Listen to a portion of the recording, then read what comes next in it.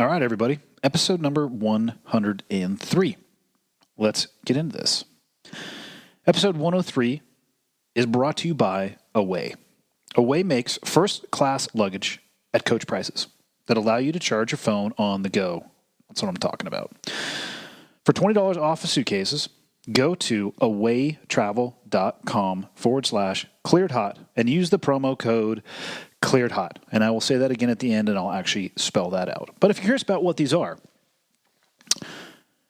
they are affordable, high-quality suitcases that can charge your phone. They cut out the middleman, and because of that, Away is able to offer the perfect luggage made with high-quality materials at a much lower price. It comes in a variety of colors and 4 sizes: the carry-on, the bigger carry-on, the medium, and the large.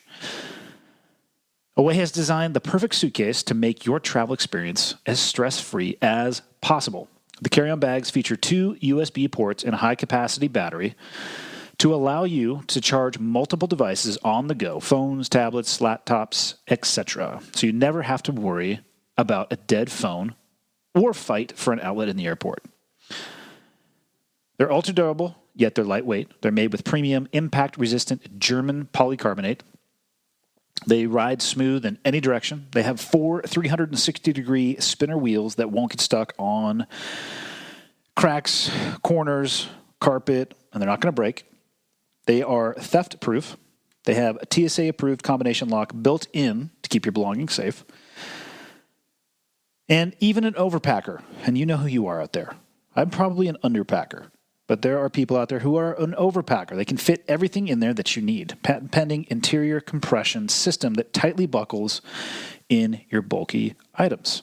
It comes with a lifetime warranty, so if anything breaks, Away will fix or replace it for life. Carry-on sizes are compliant with all major U.S. airlines while still maximizing the amount you can pack. And there's free shipping within the contiguous United States, Europe, and Australia. With that, if you decide to go down this path, you're going to get a risk-free 100-day trial period. If at any point you decide it's not for you, you can return it for a full refund. No questions are going to be asked. Think about this, or this is how I think about it. I have far too many electronic devices. I will get anxiety when their battery gets low because, God forbid, I don't have connectivity at all times, which is probably exactly what I need. But I love these things because they charge your cell phone and they're bomb-proof material. Like I said, I'm probably a minimalist packer. But even if I was an overpacker, that interior design, it definitely helps keep things neat. They're super light. You can pick them up and carry them up the stairs, which is what you should do. Don't take the escalator. Carry them up the stairs. They're an awesome piece of luggage. And again, the offer that I mentioned in the front, just for the listeners of this show, for $20 off of your suitcase, go to Away Travel. That's one world. You could travel the world with these. awaytravel.com/clearedhot. And use the promo code ClearedHot at checkout. The way I'm looking at it, it is all uppercase. So just do yourself a favor and put it in there, all uppercase. That's $20 off a suitcase by going to awaytravel.com/clearedhot. Promo code ClearedHot. Now, for the episode today, this is an episode that I want to do, this type of episode is an episode that I want to do more of. My guest is Andrew Fontes, and he is the man running Gatorz Eyewear.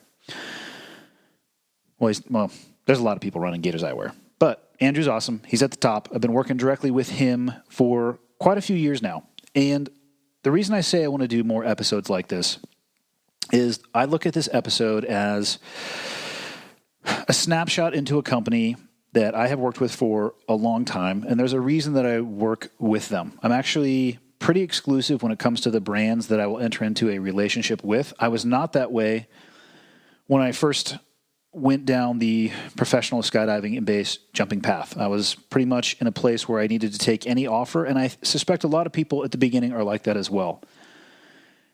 And I found myself doing things that were a little bit artificial in my life to try to capture content. And I stripped all of that away, and I'm at a point in my life now where if it naturally occurs or exists in my life, and the brand is awesome and they have a good story and good people behind it, then I'm willing to enter into a relationship with them, and I do the best I can to try to provide them value for the service that they're paying me for. I have been wearing Gatorz sunglasses since probably late 2002, early 2003. And it's an interesting brand because it has a very deep tie to the SEAL community.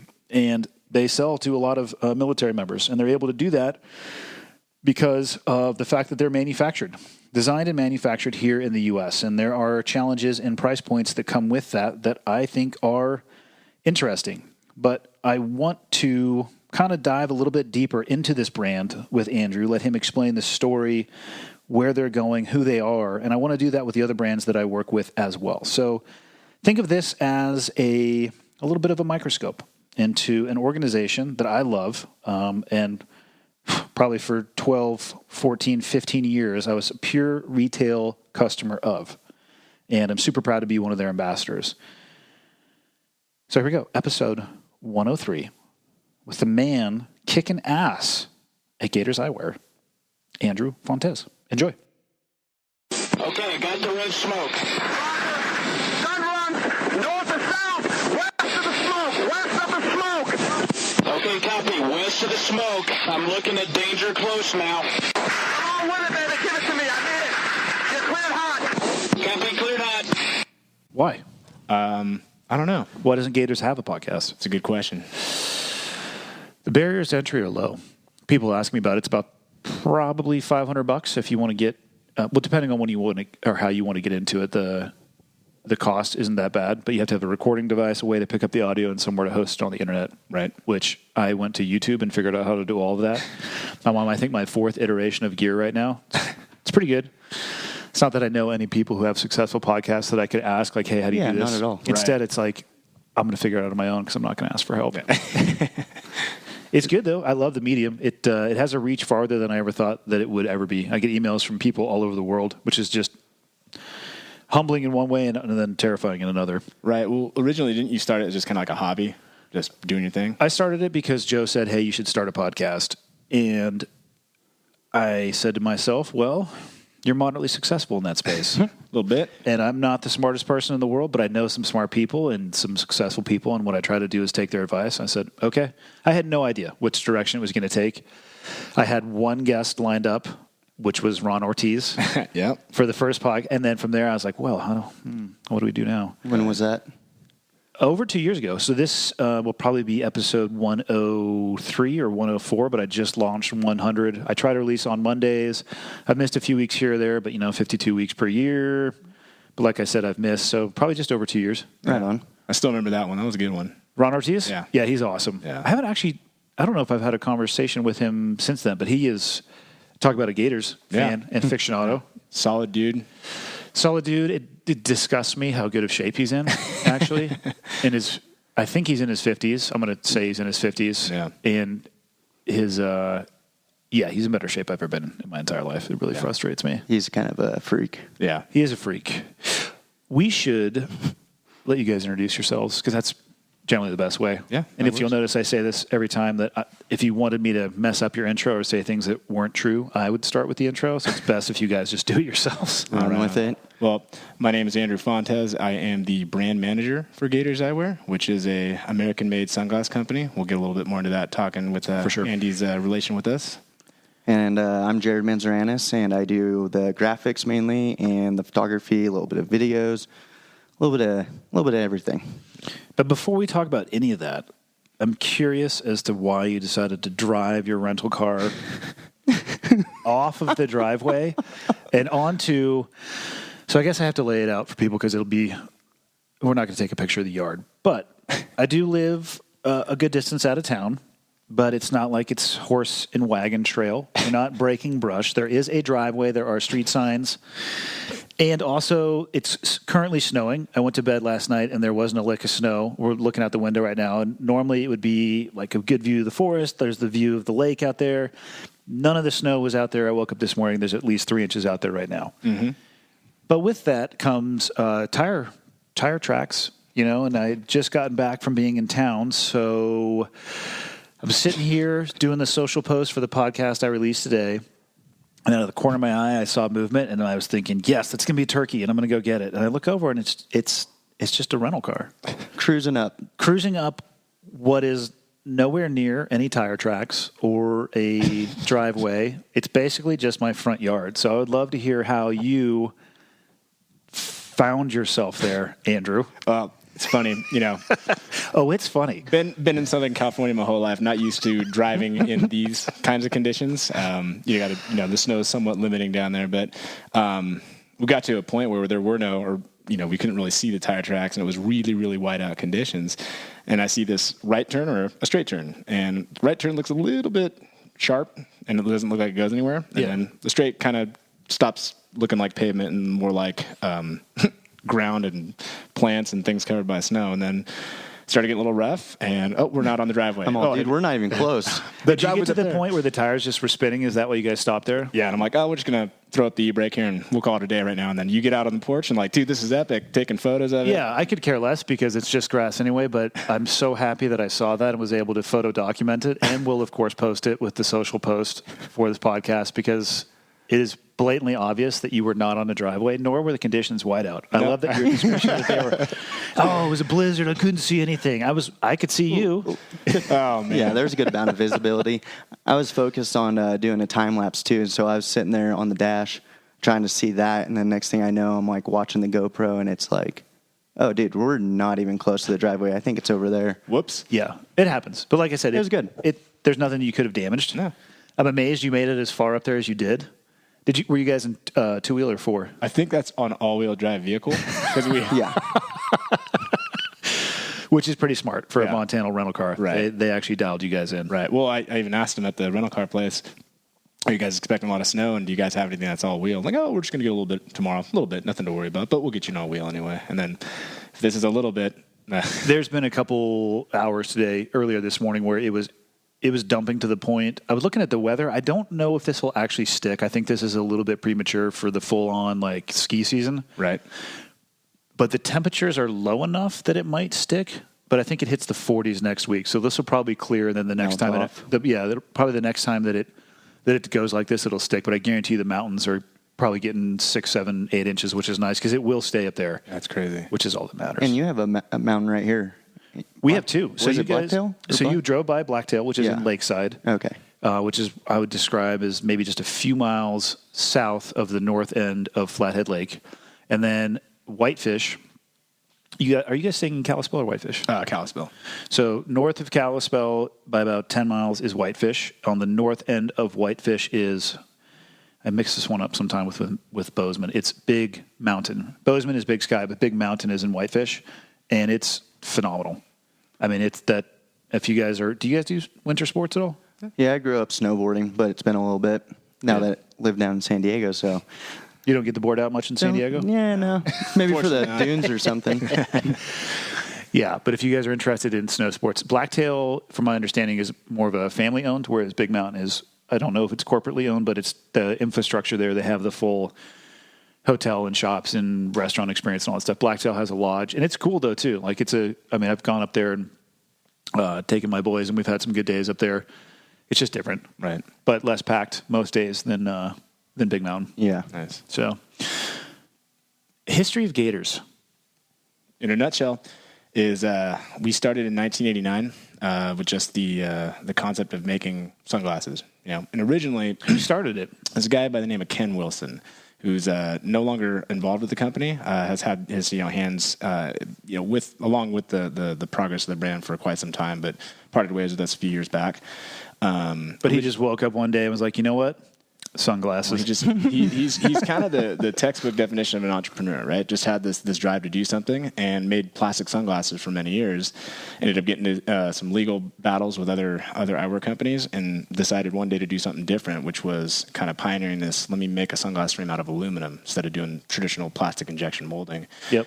And he was a big, avid motorcycle guy, so he wanted something that was going to match the aesthetics of his motorcycle, but also be extremely functional, right? Wrapping underneath his helmet, you don't have a lot of real estate under there, so when you're riding, you have something close to your face. A few years after that, the skydive community adopted the product because it's something you could form to your face, jump out of an airplane. Things aren't flying off your face at all. And as you know, as an avid jumper, you need something that's going to stay put. Full disclosure, I've had at least a half a dozen pair of Gators fly off my face. Sweet. Completely my fault, though. Like I said, I've turned the lights on at that organization for probably at least 1 month. Nice. Because for a decade before having a relationship with you guys at all, right, I was just a retail customer running the cash register. That's it. Coming in. Here he comes. Well, with skydiving, you have a lot of these civilian guys that get contracted with the military, right? Specifically, you're like down in TAC Air in San Diego, all those guys. Yep. Exactly. So, lo and behold, you start working with the SEAL team community. One guy wears it. Two of his buddies start wearing it. And this is just a natural, organic, I don't want to say implosion, but natural, organic, passing of the brand through that special warfare community really helped us garner some attention by these guys. And so it was, I want to say maybe 11 or 12 years ago that I remember walking into the building. There was a guy up front looking at some glasses, and nobody was there. It was at lunchtime. So I just started naturally talking to him. And I was asking what he does, and he said, "I'm on the teams." And at the time, it didn't really, register the teams. Like, thinking volleyball, soccer. Like, what sport do you play? It's like, no, you numbskull. I'm on the SEAL teams, and this light bulb just kind of clicked in my head. Yeah. Well, first off, he's a douchebag for describing it like that. So, full disclosure. Right. Yeah. Well, and then so when I found that out, I was like, this is a really good market that we can start working with. So started to meet individual by individual and started working with them on more of an intimate level. Like, what are you looking for out of a sunglass? Is it a sunglass? Is it a piece of equipment that you're using for, an austere condition? What is it that you're looking for? And we've been working with that community very intimately for a very long time. Developing lens concepts and developing frame concepts that are going to make them better what they do. Work with them. And it's funny, everybody that you ask, we get a lot of the corporate guys will say, "Why do these guys wear the product?" It's like, there's a number of reasons, but the number one is they got to look good. You ask anybody whether they're wearing Magnums, I don't look like a tool when I'm wearing them. I look good, and that's the number one rule. In you're talking about guys from like the SEAL community? Okay, at least I'm not, because they're being honest. Because like the rules, kind of in order, is like, if you don't know what you're doing, act as if. Mm-hmm. And regardless of what you're doing, you need to look good. Gotta look good, number one. I've sent people back, like they were coming out, they had like all tan, but like a green pouch on them. I'm like, that's unacceptable. You're not going to clash like that. You need to go change that, or you're not getting on the helicopter. Like, and they thought I was joking. I'm like, no, you're going to look good. Right. And green and tan, it clashes. So you need to square your shit away. Making us all look bad. Yeah. No, you have to look good. Regardless of what you're doing, if you're going to fail, you better fail looking so goddamn good. Yeah. So that was the number one rule. And then, all these other things, the adjustability was a big part of it. Everybody's got a different size face and head shape. So, having one pair of glasses that anybody can virtually form to fit their face the right way. The wrap contour is going to work real well under your ear pro, even under, just say when you're dropping nods, if you're wearing clear lenses, it gives you that eye protection without being too intrusive or obstructive, having too much, real estate up there. So I can describe that because I battled with that for a long time. For people who may not understand, you get your helmet on, you have your night vision goggles on. Eye protection, there's most of what we do is training related, but the three things in training: threat to life, limb, or eyesight. Those are the key issues that are always like, those are a catastrophic emergency that you're always going to handle. So you're always looking for ways to protect life, limb, or eyesight. And eyesight's a bitch because you will train at nighttime. You have your helmet on, you have your night vision goggles on, and a lot of the times we're doing like sim round type stuff. And if you it used to be like the Oakley blades, like the clear Oakley blades, and you'd get them, and when you swing your nods down, a lot of the times it's pressing the glass, the nod. A lot of people think you're looking through the night vision goggle too, which you're not. You're actually looking at a screen. So it's not, it's a projection. But you want it to get close to your face so you can see it. But if you put that eye pro in between, you're like running along and you're wearing a lot of gear and you're sweating. And you're like, I can't see very well. Well, it's because your eye pro is fogging. And so what happens is the guys take the eye pro off. Mm-hmm. And then if you start getting around vehicles or muzzle blast or helicopter rotor wash and, taking it directly in the eye, or as has happened to a few people, taking a sim round near the eye or into the eye can be catastrophic. So it's a pain in the ass, and it was something that I struggled with. I actually got to the point where I wouldn't wear eye pro because I could not see through my nods, and I just hoped that in the training environments, I always tried to shoot like knee and below because there's really no point in shooting your buddy in the face anyway with a sim round. Not everybody plays by those rules, but I would just hope that the night vision goggle would stop it, because otherwise I was running around, I would see a green blob, an obscure green blob that I couldn't navigate my way through. So it's a challenge for sure. I understand why guys, they go that path for sure. Right. And it's the little things on the sunglass frame itself, where our nose piece is also adjustable. And, people that get used to wearing it live by it. But what it also does is it creates a little bit of ventilation, and that's the number one thing to combat fogging, or to combat the fog factor from happening. We put an anti-fog coating on the back of the lens to stop. Does it really work? It does. It deteriorates over time. But if you're like me and some other individuals, they sweat a lot, they'll fog up pretty quick. But that ventilation really does make the world of difference, especially on a clear lens when you're inside of a structure doing anything where you're perspiring. And then the other small things about the frame, anybody who's into engineering, we use a very specific grade of aluminum. It's a 7075 T6, which in layman's term is aircraft grade. So extremely durable, very difficult to work with, and we've pioneered a way to manufacture this product in-house, vertically integrated. Everything's done here in the States, but it gives you this product that is lightweight, extremely durable, adjustable, and it also comes with a lifetime warranty. And we stand behind our products. And then one of the other fun things with the glasses is when you look at the hinges, the way we make the hinges work is that they're riveted down, as opposed to a tap and thread where you're going to screw a hinge into a temple piece or a center frame. These things are riveted down, and we use 2 sets of hinges instead of 1. People ask why. It's just extra durability. You can't have these things failing on you. You can't have your hinges break it on you. So when you got 2, it's a lot more durable. We were talking before we started, and I was thinking about this when we originally started talking about having you guys come out for a podcast.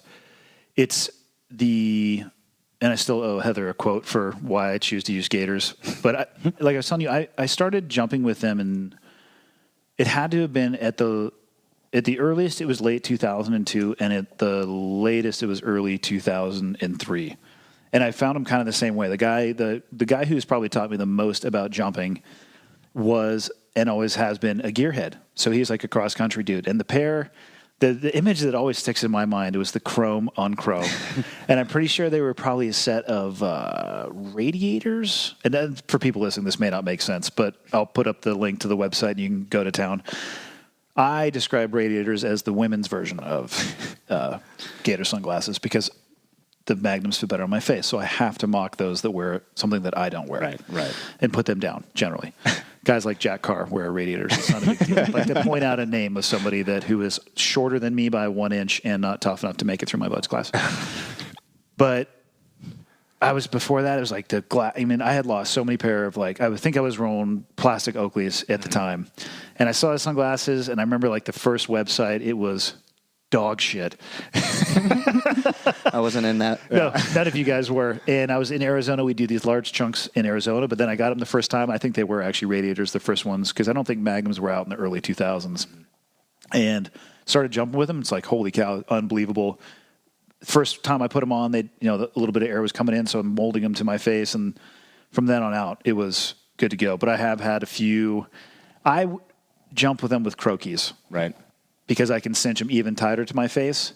And I've had a few times where I did, and I dove out, mostly on C-130s where they're just hauling the mail. Mm-hmm. And the last thing you see is just whee, and you're flying off. Going back to the website. Yeah. But people, I was thinking about when Heather was asking me for the quote and why in 17 years I've stayed literally with this. I mean, I wear them every single day, except for at night. But they're bomb-proof. And for a while, I thought they were indestructible. But I happened to have a buddy who tested the durability of that and literally broke them while they were on my face. Really? That's how hard he backhanded me. He hit me. Nice. I didn't do anything to him. I definitely didn't choke him with his own seatbelt. Oh, yeah. Right before that. Sure not. Yeah, in the back of a car where we had a few beers. We weren't driving. We had a few beers. We had decided we were going to kumite in the back of the car. And he came across so hard that I've been hit with those things. I've been kicked wearing those. I've smashed my head. And it was completely bent. He actually has them. I will send them to you or send you a picture. Yeah, let's see it. But they are some of the most bomb-proof pair of equipment that I've ever worked with, which is why when, again, we were talking about having you come up here, I think it makes total sense. It's the longest standing relationship. Actually, not the longest standing relationship, but of all the stuff that I have done that has transcended my career, I think it's the one piece of gear that I'm still using from what I used to use before. Right. 17 years is a long stretch. Yeah. Good amount of time for sure. It's a good amount of time. It's interesting to see him in the SEAL teams too.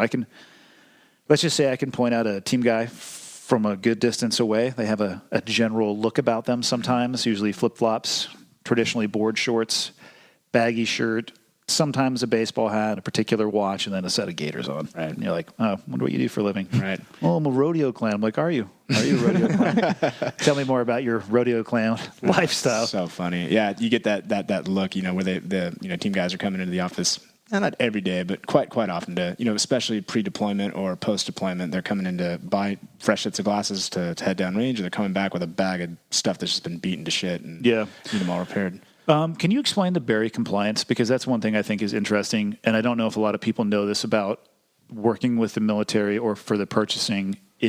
There are restrictions on what you can buy based on where things are created, which I think also speaks to, a lot of people are like, oh, well, the price point is an issue, but there's something you get with the price point, and there's a reason for it too. Right. And I actually don't know a whole lot about the Berry system other than what it is, and then we used to have to navigate it. Right. Berry compliance, I'm not, a professional on, other than knowing that it is dealing in regards to textiles, and specifically anything that the government is procuring through a specific method or means. The products have to meet Berry compliance, meaning that every bit of textile have to be made in America. And so for us, the only textile we have in a completed sunglass box is the actual microfiber pouch. So we have those made in America specifically for military orders. The rest of the product is done 100% in the States, manufactured from womb to tomb, out of from everything from the sheet aluminum to the hardware components to everything is done in Yuma, Arizona. So we navigate that real well. We don't have to have a specific line made in America and then ship the rest down seas to save money. We just do the whole program here in the States. Safe to say there'd be a difference in price point if you guys chose to outsource? Yeah, a little bit. It's funny. We get products sent to us from time to time from manufacturers overseas. And first thing you pick them up, they may aesthetically look the same, but you start trying to do the adjustments. You start doing a little, start kind of picking apart the components, and you figure that's just cheaply made. And so, we're able to circumvent that. Again, we have really, really, really high quality standards as well. Our QC department's probably the biggest part of our operation, just because we're so nitpicky on quality. So, what's the rating? The ballistic rating? So the Z87. That's a lot of guys had the impression that we passed that, and for the impact side of it, we always have passed that criteria. Yeah. There's another side of it, which is optics, and the optics side is subjective, first off, which is, you and I will look at this test. You may see X amount of lines resolution. I may see a different, just because the way our eyes are reading it. So it's subjective. That's the part that we were always marginal on, so we never stamped the product with that safety certification. Up until about 2 years ago, we modified our lens cut and made it fit within the Magnum and the Raptor, so now they have that full ballistic capability and capacity where we can stamp it saying, hey, this is good to go. And I'll hear people say that, and I asked you that question for a reason, because I want to address a point with people. Just because your eyewear is ballistic doesn't mean you should test that, because it means you got shot in the face. You're like, oh man, it's not a good test. My glasses are ballistic. I'm like, okay, let's walk through a scenario. You get blasted in the face, and your sunglasses survive. You still got blasted in the face. Let's not harp on that. However, it's probably great for frag and all that other good stuff. Absolutely wear it, but don't lead with that, please. Right. Because you got blasted in the face. Right.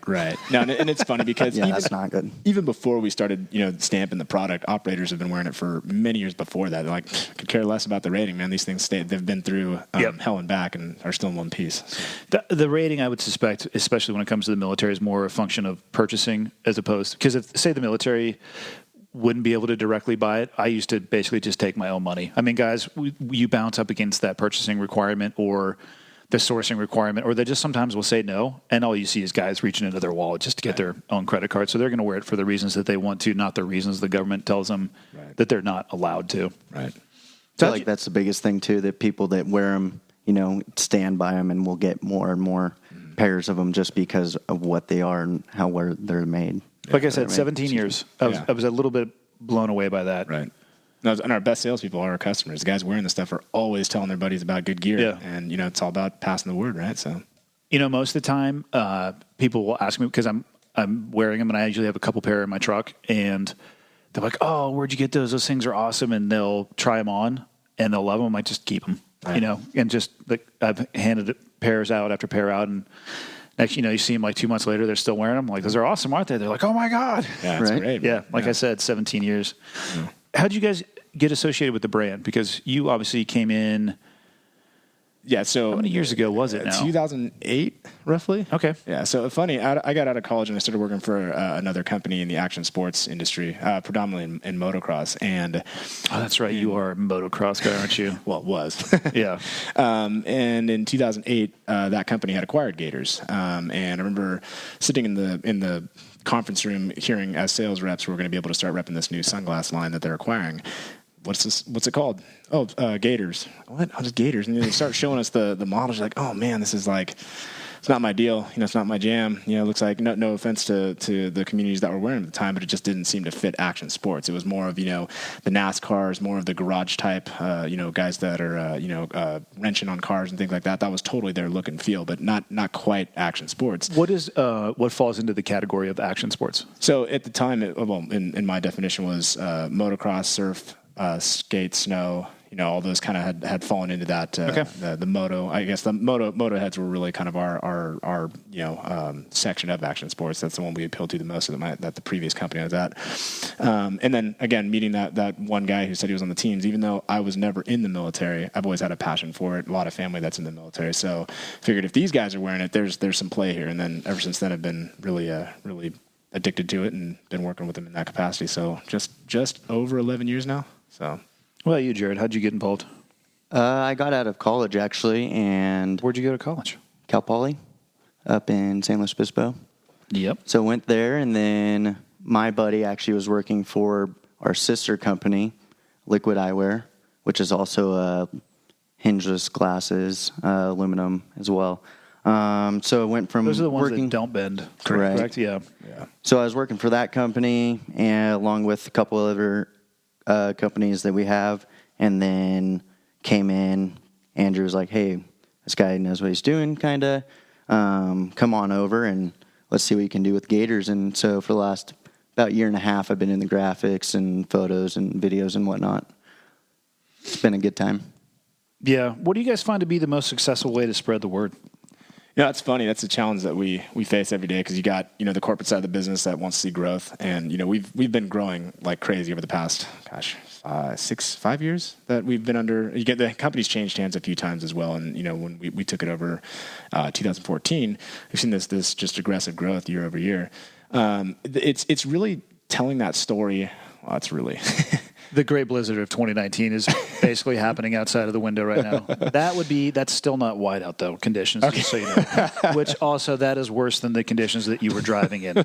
So we'll just keep it all in perspective. I got it on video, so it's okay. That's good stuff. No, but it's really, you know, telling the story of Gators through the guys using it. Not trying to isolate one, you know, even though we talk about the SEAL teams, not trying to isolate one user group over another, but having them really tell the stories, the testimonials of guys that have, you know, been downrange and done, you know, really crazy things, come back and say, hey, look, I've been wearing this product because I believe in it. Yeah. You know, it makes a difference. It can make a difference between life and death. You know, that may be a little bit dramatic, but I've heard a lot of stories about, hey, these things saved my eyes from, you know, shell casing going on.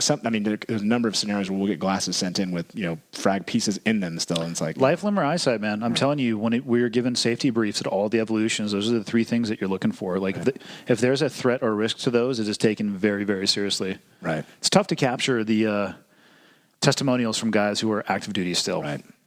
Given their limitation to speak about it. Right. And if anything, it inside our little tribe, because Gators is actually a relatively small company at the end of the day. We're very skeleton crew oriented. Everybody's wearing multiple hats, but it gives that passion that people have for what they do. You know, you have these guys coming in who, you know, you can't disclose what they do, and you know, just for what you just said. Can. Yeah. But to have them there's no James Bond out there. The stuff they're doing is not that cool. But to have them really play your product up, it gives you a sense of pride in doing what you do. It's not you're just coming to work to push paper. You're actually doing something that makes a difference for people, and it's a pretty cool thing to do. And then we delved into the functional fitness space with our association sponsorship of CrossFit, which is actually how I'm familiar. Yeah, tell me about that. I'm curious. Is it still ongoing? No. So our official sponsorship ended in 2017. think it was 16, 17 we did it, but we still take an active role in going to the games, trying to go to as many regionals as possible, just because we, when we sponsored the games itself, you have this kind of melting pot of different people, your guys that are in the military, law enforcement, first responders. These guys are all training functional fitness, and it just seemed to be this applicable, appropriate setting for us to get in front of these people. And that 2016 games, the last one at Carson, was, I don't think any brand had that kind of an activation. And you were a huge part of that. It was crazy. Well, I think that's how our professional relationship actually began. It was the year before that. Up until then, I think I was still just a retail customer. Yeah, no, it's funny because I was thinking about that on the drive up here. I'm like, how did I meet Andy? And I remember Steve Weiss. Yeah, we were sitting in a conference room with Dave Castro and Steve Weiss. Me and Joseph were and having a conversation. And okay, we're going to do this. We're going to sponsor this event. We're gonna do this, right? And at the time it was 3 of us at the company, or 3 or 4 of us, and just. I mean, we didn't have capacity to take that on, so we asked Steve and Dave, anybody you can recommend coming on as a consultant? They both literally look at each other like, Andy. It's like, okay.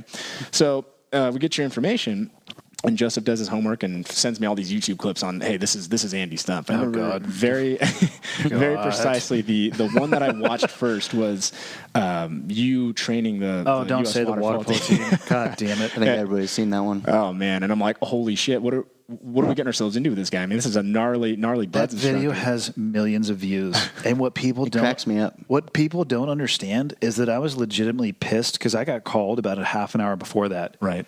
And they said, hey, because I was living in base housing. I was in E6 at the time.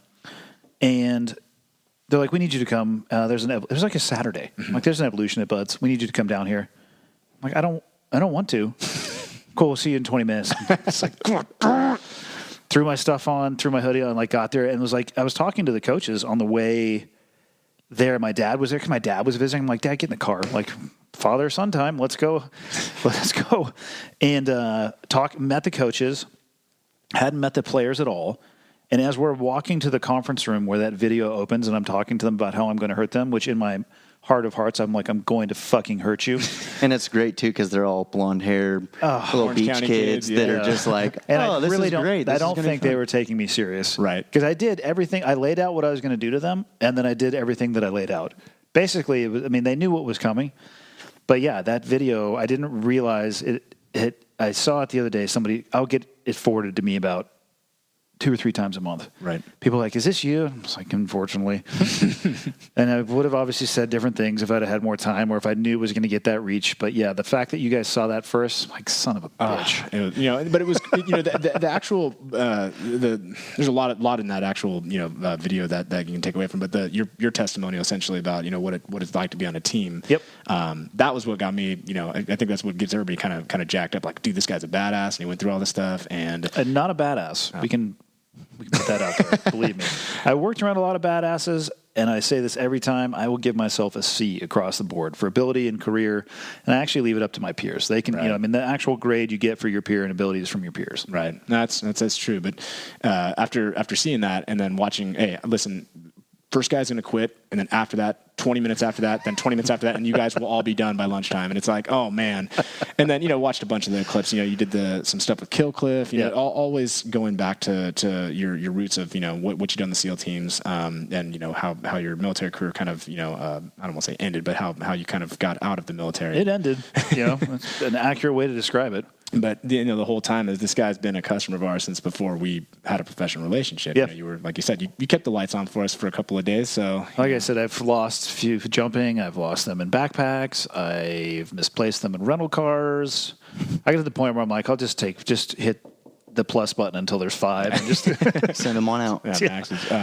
But no, and it was also thinking about different things to talk about on the podcast was kind of your overall testimony, which you've talked about so far. But it's just that's the best thing that's the best story we can tell is the story that you're telling. The guys that are actually wearing them. It's not us trying to pitch it as, oh, hey, this guy wears it because of this. It's now having Andy. No, I literally can pull up pictures from the early 2000s where I'm wearing one version over another. And I just have to imagine, given the price point, and then also I look at myself and my unwillingness to buy new things on the internet that I haven't physically had my hands on. And it's tough. Like I tell people, like, and I say the same thing. I'm like, oh, it's machine grain aluminum. I don't know what that means, but I've heard Andrew say it. So I tell people, sounds good. And I tell them that they're malleable, and I'll take a pair and I start bending. They're like, oh no, and I'm like, no, it's fine. Like your face is a little bit wider than mine, or I'll bend them, and that's got to be tough. But yeah, like I said, I literally just walk around. I'm like, here you go. Here's like try them. The CrossFit games, though, man, I remember that activation with the individual colorways, and I mean, there were some pictures where it was just a sea. Right. Of glasses. Right. It was awesome. Yeah, and just remember, hey, I got this crazy idea. So why don't we do this color for the judges, this color for the medical staff, this color for the volunteers, this color for the athletes, this color for Dave Castro, this color for Dave Castro, this color. And it's like, hey, make Dave Castro like 20 custom colors. This would be great, man. He will wear them. And it's exactly how it went. You had everything going. And of course, the one time of the year, I guess that time of the summer is the hottest time. And it could be cold like this all week long. But the second the CrossFit Games hits Carson, California, it's like, it's in the hundreds. Everybody's sweating. And there's like a magnifying glass on that tennis stadium floor, which of course I'm pretty sure was black, wasn't it? Right. Did they put black matting out? Yep. Yeah, I think. Were people getting blisters on their hands that year? Yeah. Yeah, they were doing some type of handstand or push up, and people were literally. I mean, like the skin wasn't falling off, but there were serious blisters. There was residual from the heat. Yeah, and that's crazy. But again, there's not a single photo you look at from the time that the games had, like unless it was at night, of course. But everybody's wearing the product, and after that we saw this huge spike as a result of the activation, equity, awareness. All these things just started going up, and it's been a great relationship. Obviously, the ecosystem of that whole activation has changed as well. So the whole ecosystem itself has changed. I mean, people ask me. So I worked for CrossFit headquarters for 8 years, and people ask me about it, and I don't know how to answer because I'm not paying too much attention to it, but there are certainly some very large changes, specifically in the games world. It seems from the structure of it. I can imagine from a activation perspective from a brand that it would be extremely difficult now that things seem to be handed out individually to, I know Rogue is doing something. I know isn't there one in Dubai or Abu Dhabi, something like that? Yeah. Because you guys now would have to have a relationship with each and every one of those. Right. Oh, man. Yeah, and last year there was no Del Mar. This year there is. Okay. So that's good. That's our backyard. You get a lot of the military community going to it. Oh, for sure. A lot of sense for us to do that. And that was kind of a bummer to not have it last year just because it's a fun couple days working on a weekend. But Bridges, I think, was saying, I was texting with him the other day. He's like, I got a whole new body. I'm like, what are you talking about? You don't have a whole new body. You're not going to win, Josh. Second place is the glass ceiling for you. He is such a stud, though. I remember I put him through buds, and it's like I would do all the workouts with the students. I would get crushed all the time, but my theory was if I'm going to ask them to do something, I'm going to do it with them. And I was deep into working for CrossFit headquarters at that time. Actually, not really that deep. I had kind of really just started, but I had really adapted that philosophy for myself, and had seen the difference that it had made for me. So, when I went through, it was funny. They would get a 3-ring binder. It was just the PT binder, and like flip the page, instructor get up there. Okay, 21 push-ups. You're like, and then like 21 squat, and like, okay, this sucks. And we started doing like wall balls and squats and thrusters and burpees and like, all this stuff. We got concept 2 rowers. The end of phase workout for second phase became Fight Gone Bad, which I also made the instructors do. They did not like me for that. And I also made the instructors work out with the students with me, like the beach stuff. We do a ton of stuff on the berm and like the pull-up bars and all that. And goddamn, Josh. I mean, I was in okay shape. I've never been in like great shape, and I've never been a great exerciser, but that little son of a bitch, and when I say little, that's exactly what I mean. He's 3'9" in high heels, was just a stud, even in buds. Just like, just keeps going. Yeah, he was. I mean, obviously he dialed his training out, but I'll be interested to see what he does. I see him diversifying. I think it's really good, and it's to see just outside of just the competing in the exercise space. Because that's one thing I see, too, even for myself and, in the skydiving world and the base jumping world. And I have the ability to do less and less and less. And if you're tied just to that activity and your execution of that activity, you're really, really narrowly going down a path that, like the jumping world, my sport parachute is relatively small. And there's some consequences for doing a turn that is too low or just maybe sometimes you can't make it back to the drop zone. So you got to land on a dirt path somewhere, and there's rocks everywhere. And if you don't nail that and you can't jump for 6 months, but your income is tied to just jumping. And I mean, I think this is good advice for anybody who's in that endorsement world. You should look at doing something other than just the activity. Find a way to make it live beyond that, because If you are making your living from an activity, I hope that you realize there's an egg timer on it, and it will end. Oh, for Hopefully sure. not drastically. Right. And same with wingsuiting. That's pretty. Well, pretty gnarly. the wingsuiting I just paired with skydiving and base jumping. That was just like an ancillary skill that you could add to that. Wingsuit skydiving, like that picture that Trevor took on the wall. I love that suit. Oh, it's Yeah, awesome. those black and white pictures are amazing. That I probably actually have my eyes closed because it feels like you're laying on an air mattress. That is not hard. We were probably at 10,000 feet right there, so we had minutes to go. You have a reserve parachute, and it's just me and Trevor flying around. And we've jumped so many times that there's an inherent level of trust. He's not going to hit me. I'm not going to hit him. The base jumping world is much more, would be the best way to describe it. There is an increased risk, and you just have less time. Right. And again, I don't want to be reliant upon jumping off of cliffs. Like, okay, I have to do this to pay the mortgage. That to me is a bad headspace to be in because I think it'll force you down a path to making decisions for reasons that should not be made. Plenty of other avenues to go. But only if you look for them. Yeah. Because I do know, and I'm sure we all do, people who get very myopic and they'll just go down that one particular path, and they get to a point at the end of that path where they're very concerned, and then they almost feel like in a panic state because they don't know what to do, so they have to take their first option. And at least in my experience in life, when I put myself in those positions, which I have, and you have to do everything just to make it all work, your life sucks. Right. In the end, it will suck because you're going to do things that you hate doing as opposed to things that you enjoy doing. Right. So, Right. You seem like you got it going on, though. I mean, you're doing a lot of fun stuff these days. I don't know if I have it going on. To be honest with you, I kind of feel like most days my life is a mess. I'm trying to figure out what I have been able to identify for me is what I don't want to do. Mm-hmm. I could not work in an office from 9 to 5. I think I might be able to if I was doing something that was creative or I was teaching or trying to pass knowledge on. I think I could do that if it was in that environment. But if I look at the recipe for me trying to find a revolver to brush my teeth with, it would look like go to work at IBM. Mm-hmm. Then I don't know anything about working at IBM. I'm just using the cubicle setting as an example. I think I would last in that about 30 days, and then I would just lose my mind. Tough. Yeah. But there were some benefits to moving here to Montana that opened some things up, and it took a few things away. Like my ability to, I used to live right by Skydive San Diego. Right. And I'd meet you down there. It was 10 minutes from my house. I literally could grab a cup of coffee in my backyard, drink it, hear the Twin Otter take off, call them and say, hey, put me on the second load, and be there ready to go by the time the second load went up. So that's different here. But I like teaching, which is what I think that's what I consider public speaking to be, which is about what I do half of my year. I like the endorsement stuff because it enables me to do cool things outdoors. Mm-hmm. But I've also, before I moved up here, I wasn't hunting at all. And now I'm hunting a good amount. Now, who got you into that, Dudley? Yeah, Dudley did. I got a bow because I listened to Joe Rogan talking with Cameron Haynes.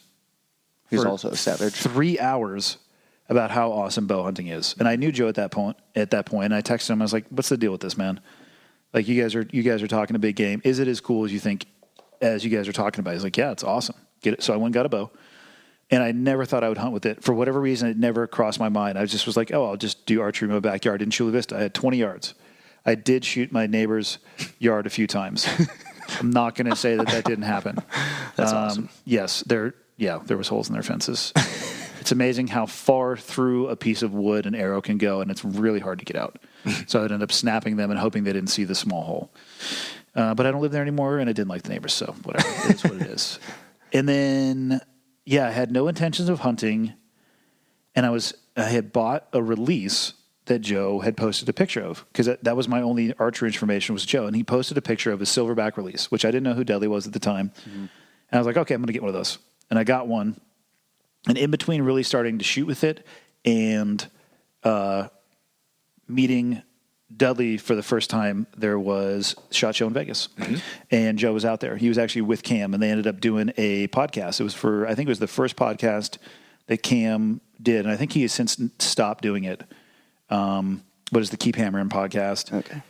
But the night before that, we all went to dinner, and Joe and I went pretty deep, as can happen. And that night, he introduced me to Dudley. Neither Dudley or I really remembered it, so we had to meet again. But I was having my D loop, which is where you hook the release as you pull back. So you have the hand where you're holding that you're holding your bow with, and then you have a release of some kind. Some people have a wrist strap.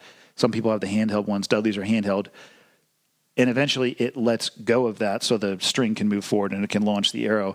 That D-loop was getting a little bit frayed. And I texted Joe, I'm like, hey, man, have you ever had this issue? He's like, well, don't ask me. Here's Dudley's number. And that's how I met Dudley. Okay. And then I was at the CrossFit Games in Madison in 2019, 18, 17. In 2017, Dudley lives near Des Moines. Oh, okay. So I drove from Madison to Des Moines. We reintroduced ourselves to each other, hung with him for a day and a half. He totally dialed in my bow. And a week later was like, hey, what do you think about this hunting trip? I was like, I'm in. Don't ask me questions like that. I'm in. And then from there it had built. But my sponsors have all been cool because instead of just having to jump, it's go do things outdoors. Right. And highlight the usage of the product in those outdoor activities, which is Using the product as it should be. correct. And it gets me out of just having to jump, right? It's another, like I'm saying, try to find a way to expand your horizon a little bit because we moved to Montana, which is beautiful. And yes, there are places I can base jump here. A lot of them would be in the national park, and I don't want to deal with the legalities of that. They're remote, they're backcountry. I don't have access to the community of people that I really used to jump with locally, so it'd be solo type stuff, which I'm not a fan of doing that stuff. At least if something goes wrong, catastrophic, somebody has a wreck, like, hey, this is what happened, and also we need to go, as opposed to, has anybody heard from Andy in like 10 days? Yeah, right. They're like, does anybody know where he was? Is he out hunting or? Yeah, and then a bear eats me in the park and nobody ever finds you. So I'm not a huge fan of going out and doing them by myself. I'd rather aggregate that risk and knowledge across multiple people and, that combined knowledge base of their experiences. It'll help keep you alive in a lot of situations. So I was thinking, what else could I do? Like the hunting was just a natural fit. I'm Pretty awesome. Yeah. Is that the bull you got with? So the bowl, which nobody can see, but I actually posted a picture above the fireplace, is the one from here in Montana in 2018. I killed that thing on 9/11 last year. So obviously his name's Bin Laden. I mean, and then down the hallway are those are all whitetails. Those are from a buddy's ranch in Texas. And they're just whitetail Jedis, just fanatics. They're doing a research project associated with it, but it's just cool.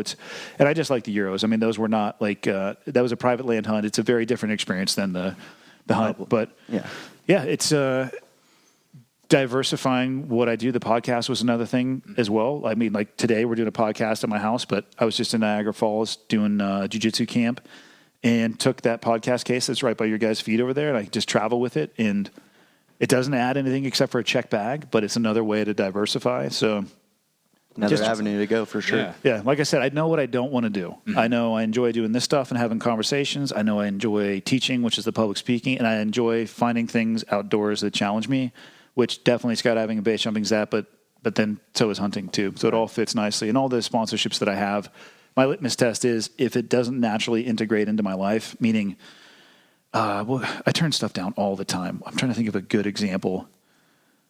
But a product that would be like, hey, we want to have you involved with the brand. We'll pay you this amount. And I look at it and I go, well, I don't do that. So I would have to start adding or carving away more time to try to figure out a way to do that. And it would be totally fake. So how about I'm just going to take a hard pass. Right. I'm going to take a hard pass on that because I have taken deals just for money. They sucked. I've taken deals with brands that I had really not a lot of knowledge about. And this was early on. And I think a lot of people struggle through this if you're in the endorsement world because the biggest hurdle is getting your first one, which is probably going to be product only. But you can say, I'm a sponsored athlete, right? Which is going to be get your second. You can kind of start building your Rolodex and resume off of that. And I did the same thing. I was like, God damn it. I just look back. I'm like, I'm an idiot in stuff that I would probably not use. And now I'm like, you know what? No way. It either naturally integrates into my life or I'm not going to have a part of it. Right. So that was a really long way of saying I don't have a goddamn thing figured out, Andrew. I'm just kind of just... I wake up and I see what's next and I try to hit that and then, move on from there. Right. But I'm enjoying what I'm doing for sure. In the move from San Diego, you were asking me before, do you have any regrets? And it's like, yeah, I regret that we didn't move earlier. Right. And this property is pretty bitchin'. Yeah. For sure. It's unique. This property actually is probably the reason why we landed in Kalispell. The year before this, we had come up and spent time at a VRBO at a different lake, and the kids just had a really good time out in the snow. I mean, they were... my oldest son was born in Virginia Beach. My middle son was born in Virginia Beach. My daughter was born in San Diego. It snowed a little bit, maybe a little bit in Virginia Beach. I doubt any of my kids ever remember being in that. Brought them up here for Christmas in 2016. And then, in 2015, we brought them up here for Christmas. 2016, we found this property that we're sitting on right now, bought it, and purely as an investment, as a VRBO. 2017, moved up full time, and this is where I live now, full time. So this property, we came up that December of 2016. I remember I drove because we had a lot of stuff. It was going to be Christmas time, so I wanted to have a lot of the gifts, like basically come with them instead of have to buy them up here. And I got my boys out of school the second it ended, and basically we got on the road. I drove from San Diego to Idaho Falls straight, which they did not appreciate because that was a very long drive. Yep. And then got here the next day, maybe 2 p.m. It was totally snowed out. Like all the trees were holding all the white. An actual whiteout, maybe? No, it wasn't whiteout at all. It was actually a sunny day. Oh, nice. But it had nuked snow in the weeks before. It was like a banner year for snow. Right. And they were sledding down the hill the whole time. And actually, my sister came with her husband and their kids. My dad came with his wife, and it was awesome. We stayed up here for almost all of December 2016, explored Blacktail a little bit, explored Big Mountain a little bit, and got back in 2017. It's like, what are we doing? Yeah. Like, let's get out of here. Right. And put the house on the market like 2 months later. Right. Probably sold it quick. And Not as quick as I would have thought. No. How is the market down there? still similar to where it was when we left. I mean, it's up and down. It's got like anything else, but The difference in pricing and value is unbelievable. yeah, it's crazy. This house came fully furnished on 20 acres for a fraction of the cost of what we paid for our house in Chula Vista. Right. And Cost of living in San Diego is insane. it's insane. I actually don't know how people do it. I was born and raised in Santa Cruz. My dad was talking about, his house could sell for nearly $1 million. And it's, I guess it would be a 3-bedroom, 2-bath. And one of them is his office. Not huge. I think it's probably 1,500 square feet. $1 million. That's a college town. Yeah. So nuts. Who's going to pay $1 million mortgage while you're in the middle of college? Like, I don't know how that's going to even be remotely possible. Right. It's crazy. Yeah. That's even looking at gas down here versus California right now. I think What it's is- like $4.40 in For San Diego. like For 87? regular? Yeah. it gets, I fill up at the same places. Cheap. $4.40? But Yeah. I'm paying high threes right now, and that's the cheapest place to get it. And it's crazy. And we're out of summertime, right? The summertime is when they crank up the prices in Southern California, but. And you guys are burning because apparently PG&E is just turning the power off. Yeah. It's pretty crazy right now. Well, they were getting sued for power lines coming down, right? So they didn't want that liability. So they said, screw it, we're just going to turn the power lines off. Yeah, it's that story. Pretty for nuts. a couple days, I think, too. I feel like there would be other liability there by removing people's power from them. You'd think, right? Or I bet you there's something on the contract that you sign with them. I guarantee you there's some very Some fine small fine print that somehow probably alleviates that liability from them. That's got to be the only way that they can get away with that. Right. Huh. That's something else, man. But again, you look outside right now, and it's like, can you see from here when you're looking out? Can you see is there a lake that's right there? You can just now, depending on you can just see over the top of the trees. Oh, yeah. That you can see the beginning of the lake. So I think this is actually passing. Tomorrow's supposed to be a sunny day, which should work really well for the pics and stuff. And I was like, how do you have a bad day when that's what you wake up to? So it's possible. You kind of got to be a dick, though. Okay. You know what I mean? You got to look for the glass half empty yeah. versus the glass half full. Gotcha. Yeah, but I would say it's relatively difficult to have a bad day out here. No. So what's next for Gators? You guys did the relationship with CrossFit, which was an interesting one. I'm assuming the feedback you got from the athletes was good. Yeah, it was really good. It's funny. The again, that ecosystem with those athletes is very, very. I find it very interesting because it's not the NFL, it's not the NBA, but some of these athletes are treating it like it is, and they've got equity, they've got their image that they've got to preserve and make money with, but a lot of them agent up, and when we try to work with them, you get this. How's that experience? You get this contract that's like 12 pages long, and they want this, and you're like, guys, this is, love you. You guys are phenomenal athletes. You fit our metric, but you're not the next LeBron James. They're asking for buku bucks. So unfortunately, we've kind of scaled back our activations there. We're working closely with specific athletes or specific guys that fit our mold. Josh was the best one that we ever had just because he was a customer of ours when he was in the Navy. Yep. Retired, became, was continually doing the games even while he was still active duty. And it was just this natural fit. Probably the best athlete I don't want to say probably the best athlete we ever had as far as like an actual, like, his story, and then of course you and some of the other guys that we work with, but he was a really good one for us as well. And then, obviously he had conflicting sponsors, so he had to drop us, which is unfortunate, but totally it is what it is. Yeah, exactly. So as far as, our outlook, like I was saying to you earlier, one of our biggest components of the manufacturing side is the quality aspect. The other side is the R&D. So we've got four engineers that full time. That's all they do is look at ways to refine the product to make it better, as well as try and fit, what's hot in the market right now, what's trending. Even though our ethos, or I shouldn't say our ethos, but kind of the our brand image and what we build all of our products for is the fit, form, and function aspect. So fit. It's very, very obvious you want to fit right. Form is more of the aesthetics, the shape. What is it you're doing? Do you need high wrap? Do you need low wrap? What is it? And then function is it functional for what you're doing? And we try to make every product that we release fit the 3 Fs, the fit, form, and function. So our R&D team is always looking at trends, looking at different things that we can do to improve the products. We're actually going to be pre-releasing a new frame. We're trying to get it out before Christmas this year, so we're producing very, very minimal of it. We've, I think you got a pair. What's it called? It's called the Delta. Where'd you get that name? It's just a phonetic letter D. So creative, Andrew. Something different, man. So it's funny. You look at the names of the products we had, and the Magnums are number one. Then you got the Raptor, which is its own name in itself, the way we spell it. And then we had Radiator, we had Octane. You've had all these different things. Like, let's do something different. It's something different for us. So the name Delta just kind of clicks on right there. But it's definitely something different for us. We've done very, very small seeding with some people, some athletes, some of our ambassadors. All of them come back with the same feedback. It's definitely more of what we would consider a unisex frame. So men look good wearing it and women look good wearing it too. That seems to be a metric with eyewear. You have your super gaudy, feminine-based products. We're definitely not. That's movie star glasses. There you go. Exactly, right? Yeah. And then you got ones that look sleek, but yet can be sexy for both men and women to wear. So this is where the Delta kind of fits in, and it's just like I said, it's nothing we've ever released before. So it's also more lifestyle based, I feel like, which is not what our other products really are. Right. They're more the 3 Fs like you had mentioned. Right. And so again, you can still have that lifestyle look and feel, but it's still adjustable. You can still do things with it, and I would like you guys to make me a Gators monocle.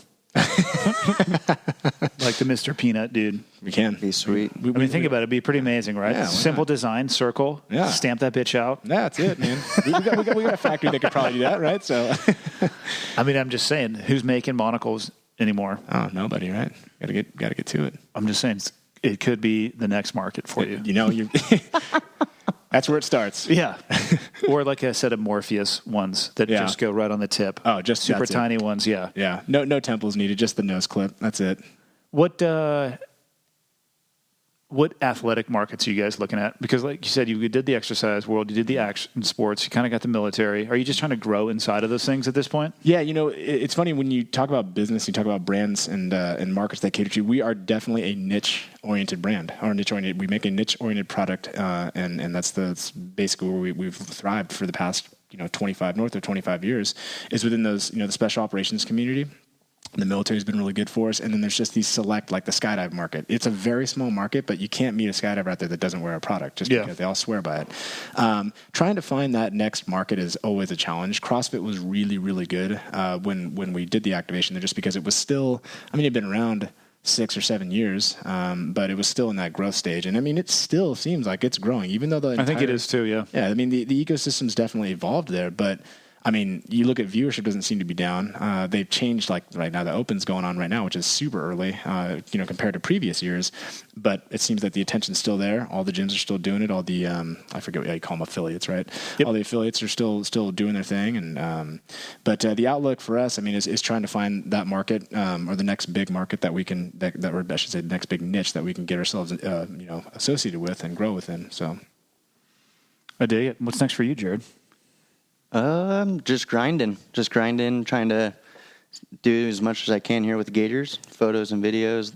Not really a video guy, but getting into that. So what are you talking about? You're saying you can't fly a drone because of the whiteout conditions that aren't whiteout. Yeah, we'll get it going.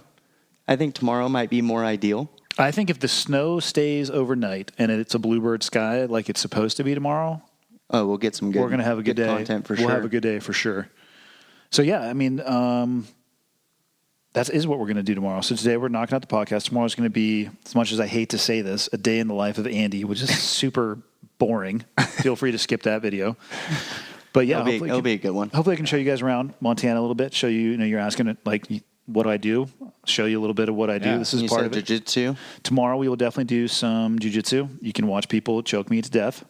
And then How long have you been doing that? somewhere between 15 to 16 months. Nice. Enjoying it? Very much so. And it's funny because I started because a buddy of mine would not shut up about it. Was that And- Rogan as well? No, it wasn't Rogan. It was a local guy, and I don't want to use his name because he'll get all pissy, so we'll make up a name, but we'll call him Nelson. And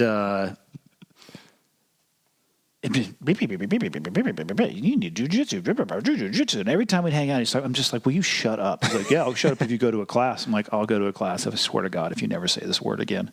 And I went to a class. I'm like, this is awesome. Nice. You can tell instantaneously, just if you don't know anything, you just got smashed. And it was just a class. So like, it wasn't even roll. I didn't actually roll. How would I describe that? So there's a class setting where you're learning a technique and focusing on that at a much lower intensity. And then rolling is where you slap hands with somebody and simulate murder until one of you says, hey, I've had enough. Right. Whether it's a choke or a submission hold, or sometimes people will just tap because from being uncomfortable, whether the body weight is on them, whatever it may be. And I was just going to a class, one of the first class. I'm like, okay, this is awesome. So I signed up, and then it's gone from there. It was about 3 or 4 months of just learning the fundamentals, and then the way SPG is structured.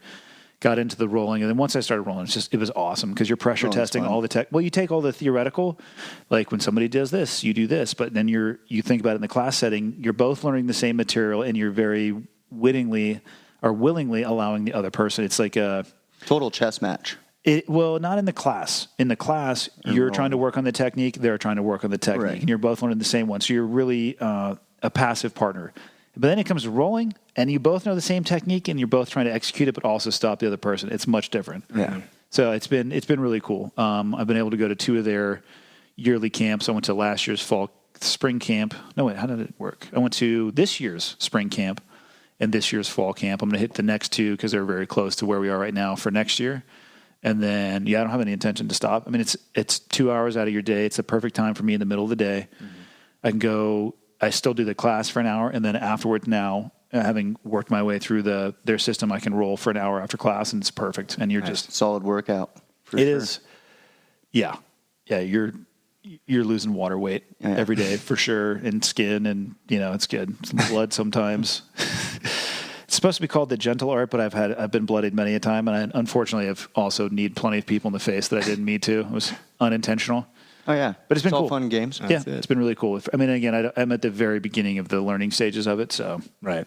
So I'll let you guys close it out. What do you want to close it out with? The hour goes by so fast. It's man. crazy. It's just sitting here having a conversation about, things, and there it goes. But I mean, obviously we enjoy working with you a lot. I think you're actually technically, since we took over, you've been our longest standing ambassador, and it was ever since that CrossFit deal happened. And rely on you still for a lot of the insights to, why do you wear the product, and hey, what's the next best thing? What do you think this? And I remember we have actually used you as kind of a guinea pig, if you will. We were working on this infrared lens that was specifically meant for high altitude conditions, because people don't realize that you get past certain, I think 15,000 is where, but the UV rays become that much more intense, where your standard sunglass lens. Just going to start roasting your eye. It's just terrible. So that UV lens was really, I mean, it's not the most, it's definitely a technical lens, but I think it was right after you'd done your world record. The wingsuit jump. The wingsuit jump. I was like, oh, let's totally see if we can have him do that. I'm like, I don't know if he's going to be able to wear the sunglasses at that. Because you were jumping at what, 40,000? 36.5. 36.5. So you're not wearing sunglasses for that. you had a helmet, oxygen, all that stuff, right? So, but still, using you as, again, someone who's going to help us develop the things that, haven't really hit yet, or what we can do to make an already superior product that much better. You know, that you get to that point where that's what our outlook is, and that's the things that we strive to do every day. And again, there's a lot to talk about when it comes to the brand, but the American-made side is really a huge part of it for us. It is for me too. It's, I think, one of the main reasons that I've always kind of been endeared to the brand. Right. They just stay true to that. And like I said, I mean, for over a decade, well over a decade. I was buying them, and yeah, they're expensive, but you get what you pay for. Right. And I mean, we're working on a couple, actually, Jared's been working on a couple of our manufacturing videos that we'll post on our YouTube channel or website, just so people can see. They hear this, manufactured in the U.S. thing. Well, what is, do you know what it looks like to make a pair of these sunglasses? Your traditional plastic injection molding, it's almost like a clean room environment. You got guys in, whites and so on and so forth. Ours is, I mean, it's dumbing it down to say it's kind of like a machine shop. It's a state-of-the-art facility with multiple CNC machines, ovens, bending dies, MEI machines, which are lens cutting machines. We have all this state-of-the-art equipment. It's about a 10,000 square foot facility in Yuma. But just seeing how we take a piece of sheet aluminum that's literally the size of this table here, cutting it, milling it, bending it, forming it, all that stuff through the process of typically about 30 days to see a sunglass that's made out of this flat sheet of aluminum, and the quality that comes behind that is just we use our phrase is there is no substitute, and that truly does speak all about what the brand's about. That's the perfect ending. Yeah. That's all I have for this week. Every week I try to say thank you, so I'm just going to do what I do every week. Thank you for everybody who is supporting the podcast and helping me spread the word. It is greatly appreciated. I had no idea what the podcast was going to be like when I first started. Just got into triple digits, and it is surprisingly cathartic for me to create. I really enjoy doing it. I love sitting down with interesting people. I love hearing amazing stories. I love sitting down with my friends and laughing my ass off. And a lot of that is made possible because people are supportive of the podcast. That's where the sponsorships came from. People are buying the t-shirts. They're telling other people about it. And I can't say thank you enough. So to all those people doing all those things, thank you. And I will hear you, see you. I'm not going to do either of those things. I'm not going to hear or see you next week. But if you want to, you can hear from me. So until then, have a good one.